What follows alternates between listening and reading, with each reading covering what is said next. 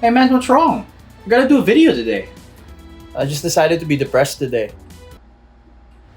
Oh, carry on with that.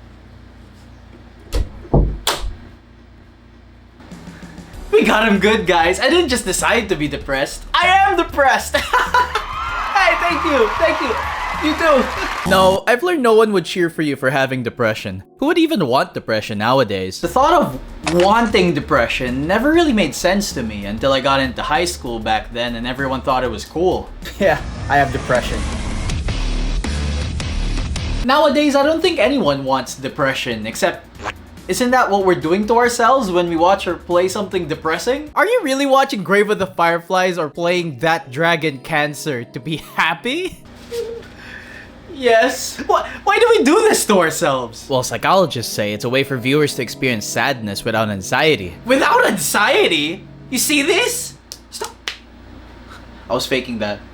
The real symptom was me pissing myself. But actually, playing depressing games immerses you in a different way. Interactability with depression. You can be even more immersed in controlling the depression yourself. Awesome! But I want to dive into more niche depressing games for this video, or at least games I'm more familiar with, because I'm insecure. The more people play a game, making it popular, the more they're gonna have better takes on them. I'm not gonna have better takes than them. You think I'm gonna make an extensive review of Life is Strange? Hell no! I'm gonna say I had fun and I cried. I mean, yeah, that's what happened. So let's go ahead and dive into our own depression and insecurities through a video game character. Why am I? A game that immediately came to mind was Milk Instead of a Bag of Milk Instead of a Bag of Milk. That name's also definitely one to remember, as well as the game's description that boasts authentic audio solutions as one of its features. What? Milk is a depressing visual novel that I heavily relate to. The game's about a girl with social anxiety, OCD, severe trauma, psychosis, and depression struggling to go to the store to buy some milk. Now, I relate to half of those, but I won't tell you which ones. Hello? The player is her conscience, watching in a third-person view of everything going down. You watch her struggle and have trouble with her OCD. You've been walking with your left foot on the asphalt and your right foot on grass for a whole minute? You have to go all the way back now. Oh right, you can also choose to fuck with her. And oh boy do you do. This is a torture simulator. Why the hell is it an option to make fun of a girl? You're so stupid.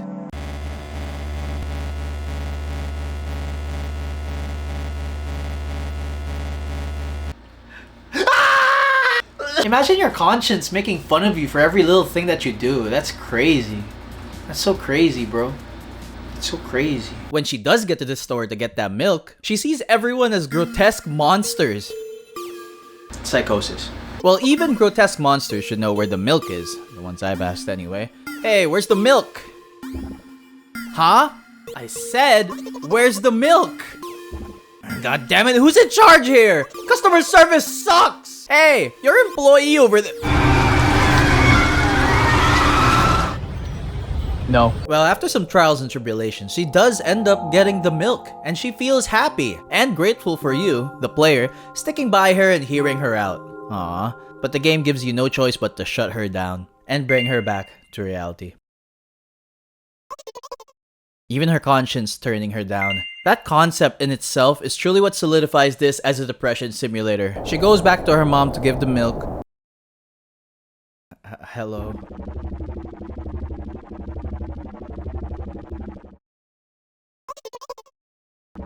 Then she sleeps. Damn it, that just made me sad. I'm a content creator who's sad? I'm part of the 99%! I'm sure you've seen all the people leaving the platforms, Twitch streamers screaming about it. Well, there's a game for that too! I don't know why I became a pirate there. Now I know I said niche games, but throw me a bone here, I just played this recently. Needy Streamer Overload. You play as an upcoming streamer's producer/boyfriend and try to keep her in check mentally throughout her streaming career. You can hang out with her, text her, moderate and pin comments in her streams, and everything in between. Man, if only all of us had producers/boyfriends. I mean girlfriends. Girlfriends. She can do a bunch of different streams, including gaming, watch-alongs, or more risque streams like lewd streams. But if she does those, her stress can go way up and her mental state goes haywire. So you gotta distress and take meds to keep your sanity. But don't take too many. Wait, why not? Anyway, the way the game works is if her stress goes up after streaming, she goes...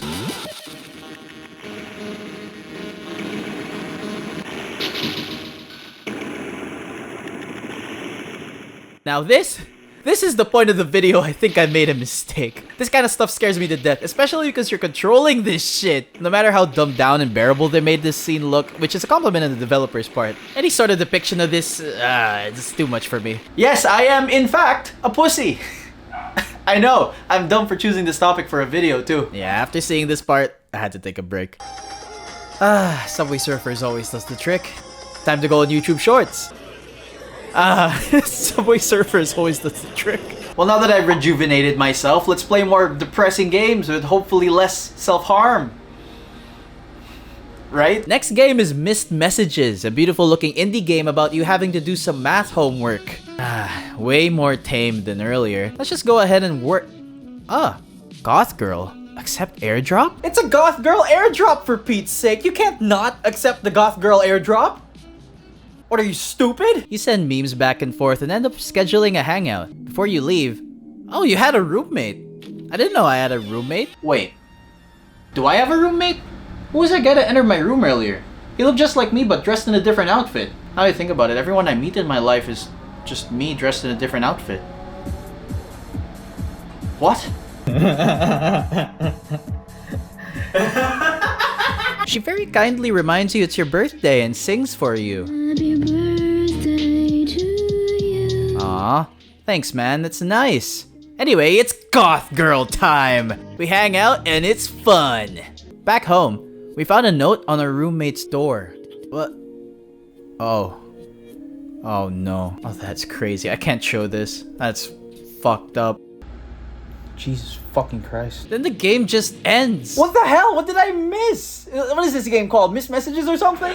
We start the game again, we get a dream. It's our roommate stuck in a blizzard. We call out to her, but she's so deep in, she can't hear us. Then we wake up. Well, there's the missed message right there. What the hell, man? Well, it's more obvious now. We end up hanging out and talking about problems, having a good time. I don't like, though, how the game makes you feel like you fucked up by not showing that dream to begin with. That's a dick move, game. We help her out during her toughest times and end up going all around town looking for a psych that's good for her, and that's that.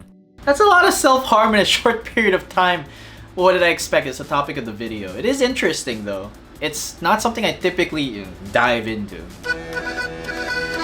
Static Speaks My Name is touted as a more comedic take on depression, more silly than anything, but is based on the author's own experiences with depression and obsession. Here we are. Your name is Jacob Ernholtz, age 31, method asphyxiation by hanging. It's a great introduction. Hi, nice to meet you. You wake up to your pet shrimp, as you do. My babies. And go do your daily routine. Stare at the static. Appreciate art. Eat some food. Talk to your friends online. Visit the man in the cage and go to sleep. That was a good game.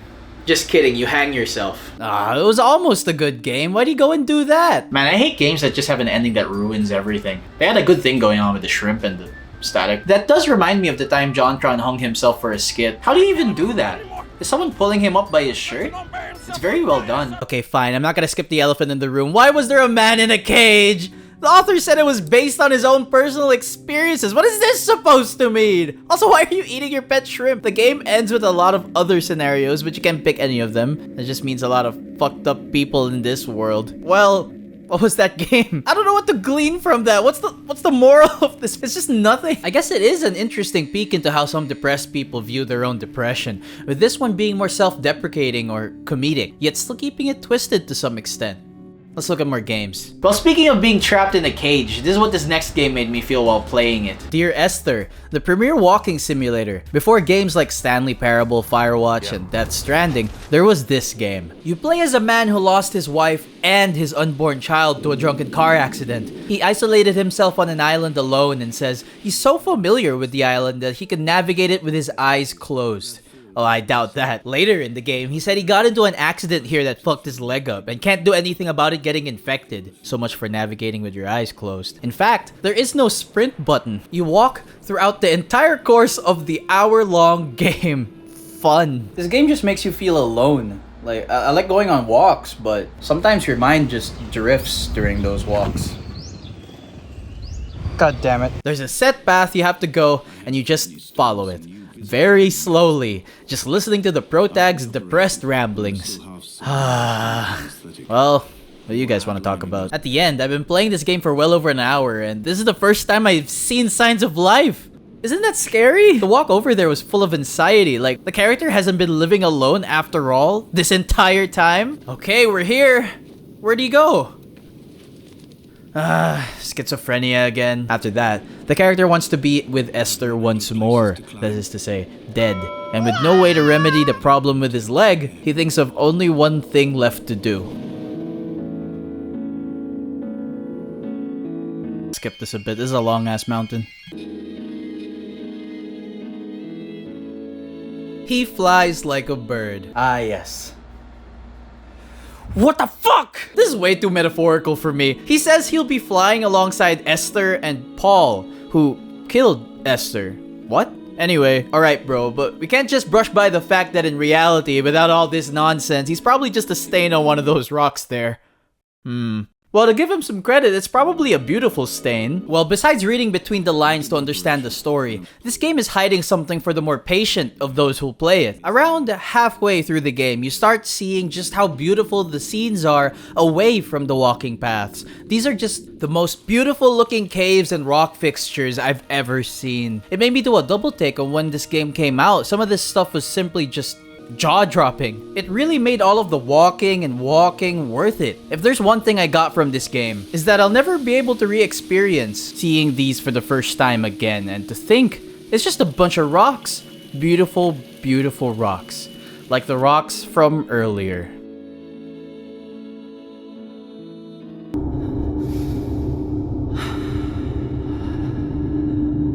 Oh, my bad, wrong clip. Now here's a good one. I think the cat lady. That's one of the best games that portrays depression. While Milk is more semi-realistic and relatable, the cat lady dives deeper into your relationship with yourself and others around you. We start off as Susan, a woman plagued by loneliness, depression, and a horrible past. It drops us into the game and she immediately decides to overdose on sleeping pills, Michael Jackson style. Because earlier tonight, I swallowed a whole bunch of pills. Goodbye.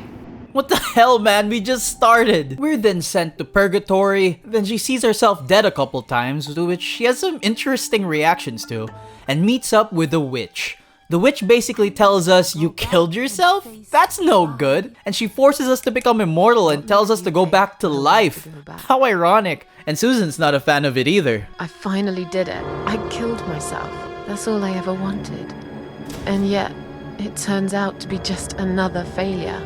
It reminds me of the Warcraft 3 campaign with the Banshees. Last thing I'll give you is the peace of death. No, you wouldn't dare.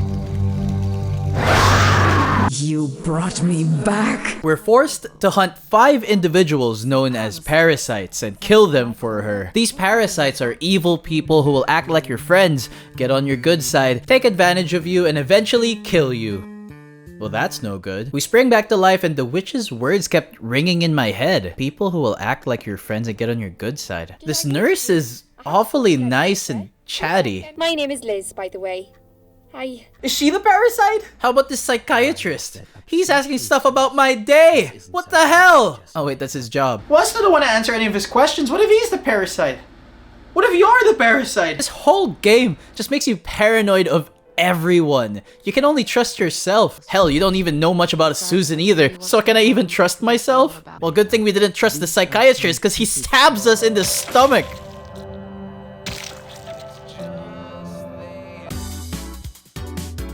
We're back alive because we're immortal. And discover he's making living art out of the recovering suicidal people he's been killing. And even torturing them too. But man, he has some skill. That's some good art. Even if some of his art's actually really beautiful, I would recommend people not killing people. If I see any of you recreating his art, I'm gonna call 911 and they'll deal with you. I don't want to do it. That's a lot of work. So we wallop him with our homemade baby saw blade combo we made out of scraps lying around. Yeah! Finally got what he deserved. I hope he rots in hell. Yeah, I'm sure he will. Now that we know purgatory's real, I'm sure hell is too. The whole story then revolves around Susan's past, her depression, her inability to make friends or even care about people, and lastly, her unhappy marriage with a dick of a husband. I'm the man in this family! And how their baby accidentally died choking while they were in a heated argument. Everything wasn't going Susan's way, but there seemed to be a ray of hope that came in the form of a girl named Mitzi. She came to rent an empty room in Susan's flat. My name is Mitzi Hunt. The room where the baby died from choking. Though very paranoid of Mitzi's motives for renting the room, Mitzi gave Susan something she hadn't experienced in years. Companionship. Susan even seems happy at times. Did you make these? I mean, for her standards. Mitzi's problem though is she has 6 months to live because of cancer and her boyfriend killed himself. Well, besides that, Mitzi likes rock and roll, enjoys rain and cats. I do like cats. Susan also loves cats. Well, you thought she liked dogs? The core gameplay revolves around encounters with parasites, with Susan and sometimes Mitzi being victims in their games, with the player finding out ways to outsmart each parasite, with one way even having the cats devour a parasite's face. Oh. Well, I've read online that if a pet owner dies, dogs and cats would eat them for survival, right? So it's not too far-fetched. Well, I found a video of it. Oh, God. Like, look at this. I'm showing it to you. Through each parasite killed and each parasite that kills her, she comes to learn more about herself and how to deal with her own inner demons. In fact, we come to find out that the witch who gave her immortality is a part of herself that's been feeding on her for all these years. Through Susan's growth as a person, she finally is able to overcome her and put her to rest, metaphorically beating depression. I think this is just awesome. No. The whole game's just like a metaphor for depression. It's amazing. By doing this, it also ends our immortality, but our quest to kill the parasites isn't over. We help Mitzi find our last parasite, an internet troll who frequents suicide forums and coerces people to commit suicide. And the devs weren't subtle at all about what they thought about internet trolls. God damn. In typical internet troll fashion, when Mitzi threatens to kill him, he's like, "Do it, pussy." But as the name of the chapter suggests, we shouldn't feed the troll. When's the last time you heard that? So we let the guy go and it does a fast forward. A few months later, Susan loses the best friend she's never had to I cancer, still miss her though. Every day. but turns a new leaf. She ends up taking Mitzi's advice of making friends online and helping people struggling mentally herself. What a good game. I'm really glad I started making these videos because I'm able to explore games that I would never really play. I've had half of these games in my Steam library for years and never really touched them. But I guess the psychiatrists were right. No, not the cat lady one. But yeah, playing these games is a good way to immerse yourself in different kinds of depressing topics without having to actually deal with it for real. Unless you have anxiety disorder. Well, I'm finally gonna do it. I'm gonna binge watch all the sad movies I've been wanting to watch for years. Let's go. Work those eye muscles, work those tear muscles. We can do this. Oh my god, that's racist. But I'm Asian, so, you know, I gotta pass, bro. Man, that was a good time. And I only had to cry this much. Oh fuck! It's spilled on the fuck! Oh no! Hey, thanks for watching. Part 2 Depression Simulators might come sometime, I don't know when, featuring the sequel to Milk and me forcing myself to finish Needy Streamer Overload. Or it might not come out at all, I don't actually know. But for now, subscribe and follow my Twitter to be up to date on the stupid shit I do. Thanks a lot.